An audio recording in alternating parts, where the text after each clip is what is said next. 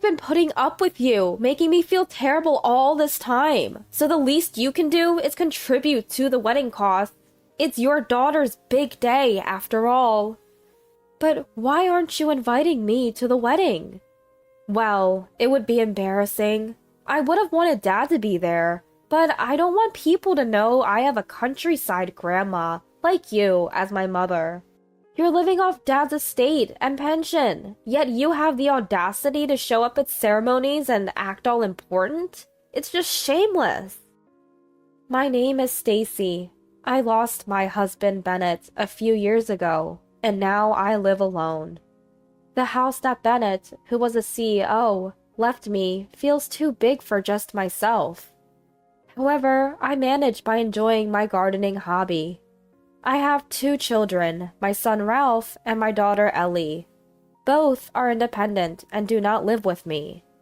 Ralph got married last year and lives in the neighboring state, while Ellie is single and seems to be focused on her work, although she plans to get married to her boyfriend soon. To others, it might seem like I'm enjoying a comfortable retirement, with my children being independent.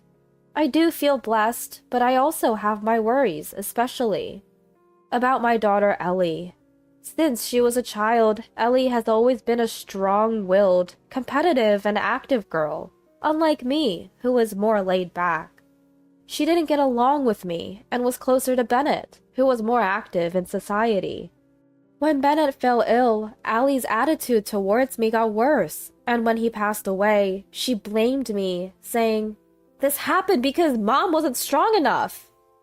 I was already emotionally drained from losing Bennett, and Ellie's words were just too much for me. However, with Ralph's support, I was able to recover. Ralph comforted me, saying, "It's not your fault, Mom. You did your best. It's just that you and Ellie have different personalities, so don't worry about it." However, Ellie's attitude towards me didn't change, and she stopped coming home, even for Christmas. Now, we rarely see each other. I found out that Ellie is considering marrying her boyfriend, not from her, but from someone else. Ellie lives in a condominium nearby, but she rarely visits or contacts me. Even if I contacted her, the probability of a reply was low. I thought maybe the company was busy, so I refrained from insisting on contacting them. But one day, I was surprised to hear about Ellie's recent situation in a call from Ralph. "By the way, Mom, have you heard about Ellie?" "What's that?" "Oh, dear. She hasn't told Mom anything again. Ellie, you see, is getting married to her college boyfriend." "What? I haven't heard anything about that. I haven't even met the boyfriend." "The 2 of them often travel together and bring us souvenirs from various places. I always told her to properly talk to you, but you haven't even met him." "She doesn't come here at all. I thought she was too busy with work to come." "Really? She said she's not busy at all since she moved apartments. She's been able to go to various places with her boyfriend because of that." Ralph was certainly surprised, but I was even more so. There was so much I didn't know about Ellie, and it was hard to have a conversation with Ralph. "By the way, what's Ellie's boyfriend like?" "Well, his name is Glenn. To be honest, I don't really like him. I think he's a good match for Ellie's personality, but..." "Ralph is gentle and similar to me in personality. If he doesn't like Glenn, then I probably won't either."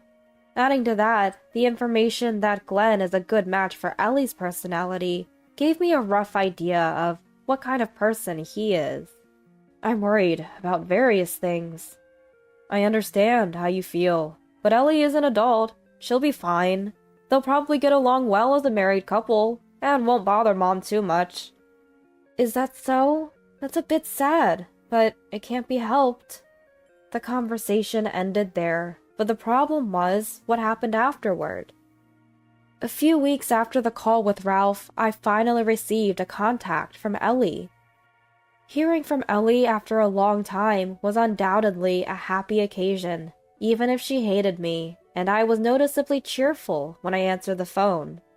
"It's been a while. Why did you suddenly contact me? Did something happen?"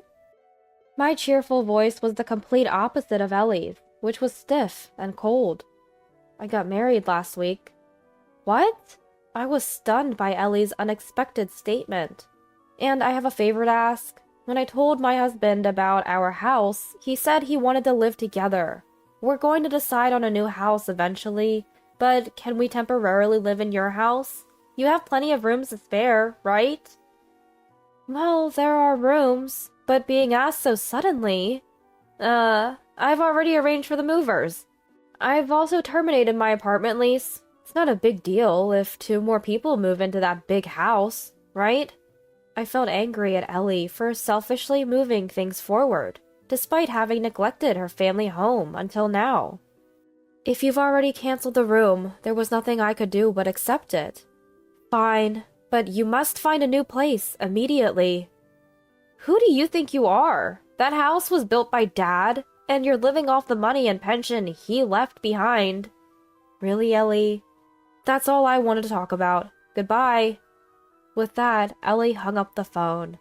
I was at a loss as to what to do. But there was nothing to be done. The thought of someone else in the space I had been alone in for so long might be surprisingly pleasant, and I hoped that living with Ellie again would help mend our relationship. On the day, I prepared lunch for 2, waiting anxiously for Ellie to arrive. When the doorbell rang, I welcomed her in. Hi, long time no see. It's been a while. Ellie's appearance had changed dramatically. Her hair was dyed blue and white, and she wore flashy clothes unlike before. What happened to your hair? Didn't your company say anything? Huh? Company? I quit. What? And since I'm back, I won't have any trouble living. Stop nagging me about my looks, just because you dress like an old lady. Just as I was starting to feel uneasy about our future, a man entered. Hi, I'm Glenn. I married Ellie. Nice to meet you. Hi. I'm Stacy. Nice to meet you too. This is a big house. The yard is huge. We could have a barbecue. Right, Ellie? Yeah, let's invite everyone over next week. Ellie's attitude towards me changed completely, and she chatted happily with Glenn. They stomped upstairs, calling in the movers, and pushed past me on the stairs. Hey, Mom, we can choose any room, right? One for me and Glenn each. Yes. I made lunch. Do you want any? No thanks. We'll eat out later. Saying that, the 2 began unpacking noisily. From the 2nd floor, there was never-ending noise and laughter, and one cardboard box after another was carried in by the movers. The cardboard boxes that didn't fit in the room were left on the 1st floor. It seemed that the 2 had finished unpacking as they came downstairs. It looked like they were going out to eat. What are you going to do with these cardboard boxes? Oh, just leave them there. We'll be back. It felt like the storm had passed, but I couldn't help sighing at the sight of the large cardboard boxes left in the corridor. Life afterwards was stifling. They acted as if I didn't exist, and gradually the house began to fall into disarray. They didn't cook, clean, or do laundry, and all those burdens fell on me. Glenn had a job, but he seemed to be changing jobs frequently, and I doubted he was earning a decent salary. Ellie, who had quit her job, showed no sign of looking for work and mostly spent her time lying on the sofa, fiddling with her mobile phone. Hey, Ellie, are you looking for a job? Shut up! Glenn's working, isn't he? But still, I've been a housewife for years, so don't act like you're any better. I'll work when I find a job that suits me. She would change the topic and snap at me, and in the end, we would never have a real conversation. I was already getting sick of this stifling situation, but before I knew it, a week had passed since Ellie and Glenn moved in. One Saturday morning, I saw Ellie and Glenn busy preparing something, so I asked them what was happening. Huh? Didn't we tell you we're having a barbecue to celebrate our move? Our friends are coming over later, so be nice. What? Didn't you hear Stacy? Mom, you're so slow and forgetful. Oh, and stay in your room. It'd be embarrassing if our friends saw you. They laughed at me and, without asking for permission, started setting up the grill and chairs in the garden. Later, their friends arrived and they all had a barbecue, making a racket from the afternoon. I watched from my room on the second floor as my carefully tended garden and flowers were trampled and destroyed, and felt a mix of anger and sadness well up inside me. In the evening, the barbecue seemed to be over, but Ellie and her friends were getting ready to go out.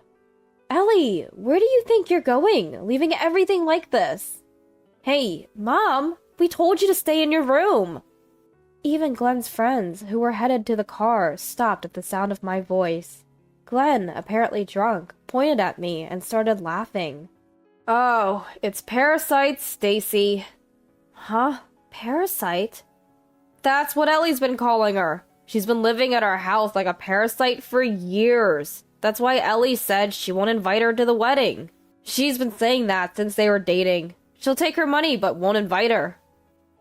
Glenn laughed loudly as he said this, and his friends dragged him to the car. Ellie laughed mockingly as I stood there, stunned. "Well, that's what I think. She's made me feel bad for years, so the least she can do is pay for the wedding. It's her daughter's big day, right?" "But not inviting her to the wedding? What's that about?" "I'd be embarrassed. If Dad were alive, I'd want him there. But I don't want people to find out my mother is like some country grandma.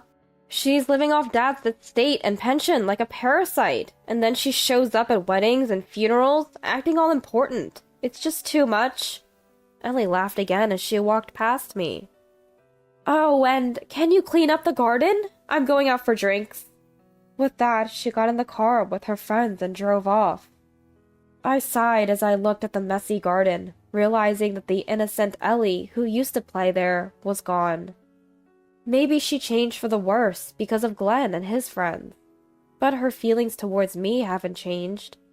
She genuinely feels that way about me. That I'm a leech living off Bennett's estate, that I'm not independent or interesting. But I have a secret that I haven't told my children. About 10 years ago, I started investing in stocks with Bennett's guidance, and now I receive $20,000 in dividends annually. So I actually have enough money to move out and live on my own. In fact, I've been considering selling this house because it's become too difficult to manage as I've aged. But it's also the house where I shared so many memories with Bennett, and I don't want my children to lose their childhood home. But now that things have come to this, I need to do something. I was resting after cleaning up when I got a call from Ralph. "Mom, I heard. Did Ellie and Glenn come to the house?" I can't say I'm okay. They've been here for a week, and I'm already exhausted. "I knew it. Mom, those two are planning to take over the house. They might even try to take the estate. I've met Glenn, and he's the type to spend money recklessly. Ellie said she's almost out of savings." "What? She used up her savings?" "Yeah, she was calm about it, but I was shocked. She said they were planning to have a destination wedding. Do you think she's serious?" "They're probably expecting me to pay for it." Ellie and Glenn's true colors were starting to show. At the same time, a thought crossed my mind. "By the way, Ralph, may I come visit soon? There's something I'd like to discuss with you. After hearing everything, I feel like we can't let things continue this way." Yes. We need to talk about it. And if Mom comes, Judy will be happy too. We'll be waiting." A few days later, I headed to Ralph's house. Glenn had gone to work, but Ellie was still sleeping late, as usual. I told her I was leaving through the bedroom door, but there was no response. Ralph's wife, Judy, warmly welcomed me, a visitor from the next state over. She seemed to have heard the situation from Ralph.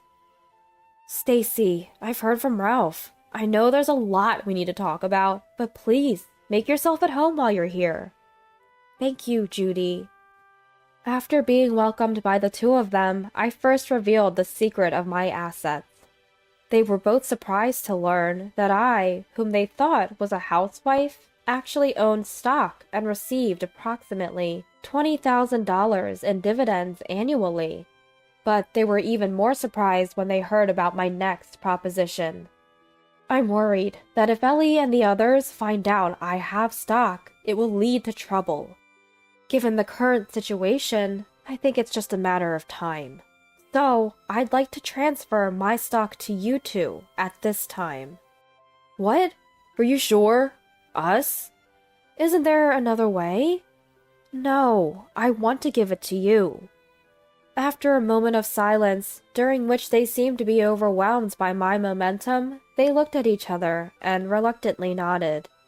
Then, after consulting in low voices, Ralph spoke up. So, as a way of saying thank you, how about Mom lives with us in this house? What? We were just talking about it, Ralph and I. That house is too big for Stacy to live in alone, and we're worried about you. It seems like the right time. What do you think? I gladly accepted their proposal. Afterwards, I made the bold decision to sell the house I had been living in. The process of transferring the stock to Ralph and his wife, as well as the sale of the house, were completed without a hitch. As I quietly packed up the house, Ellie, who seemed to find my actions suspicious, approached me. Mom, it looks like things are disappearing from the house. Is something going on? Oh, I was going to tell you. I've decided to sell the house. You two will need to leave soon. What? What do you mean?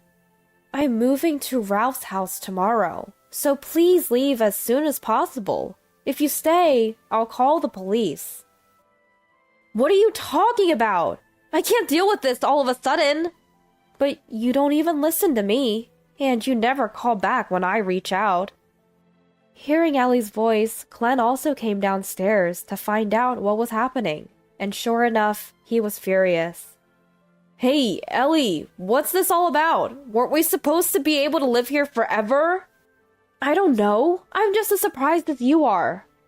I won't interfere with you and your husband anymore, so don't worry. I hope your wedding will be a wonderful one. Wait a minute, Mom, you're going to help pay for the wedding, right? It's your daughter's big day. No, I'm a parasite, remember? I don't have any money to give you. And I've decided to have Ralph and Judy manage all my assets, including my stocks. Ellie and Glenn's faces twisted more and more. I glanced at the two of them as I was getting ready to leave from the entrance. Stocks? Mom, when did you do that? You've been calling me a parasite and pension-living grandma, but even I have my strength. I had a $20,000 dividend from stock investments every year. I was actually considering giving some to you. Well, take care. As I closed the entrance door, I could hear them arguing from inside the house. I was worried, but at the same time, I felt a strong sense of relief and joy, thinking, I finally told them off. I clenched my fist and headed to Ralph's house. After that, Ellie and Glenn managed to find a place to live, but their relationship quickly became strained. They visited me once, completely different from before, trying to butter me up and win me over.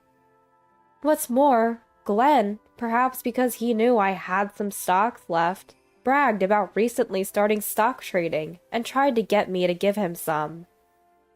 I remember finding it amusing how transparent his attentions were. Since then, the two have been living separately. Ellie seems to be having a hard time finding a new job. But she has no savings, and she has to make a living, so she's been working part-time jobs day and night while looking for employment. It's easy to imagine how mentally cornered she must feel, given that she used to look down on people who couldn't earn their own living. But I had no intention of helping her. She and Glenn, who have always looked down on their parents and called them parasites, are now getting their just desserts.